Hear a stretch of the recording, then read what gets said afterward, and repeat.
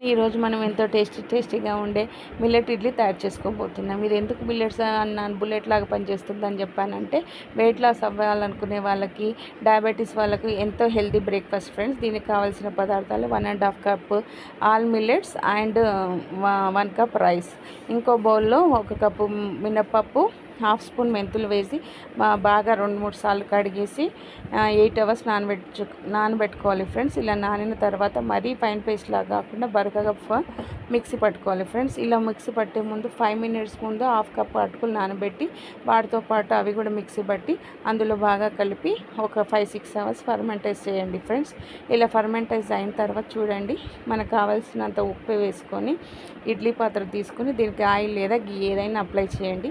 Apply చేసిన తర్వాత మీకు కావాల్సిన ఇడ్లీ పాత్రలు పెట్టుకోండి. ఇడ్లీ పాత్రలో మనకు 2 విజిల్స్ వచ్చే వరకు ఉడికించి తీసుకోండి. ఎంతో టేస్టీకరంగా ఉండే హెల్తీ బ్రేక్ఫాస్ట్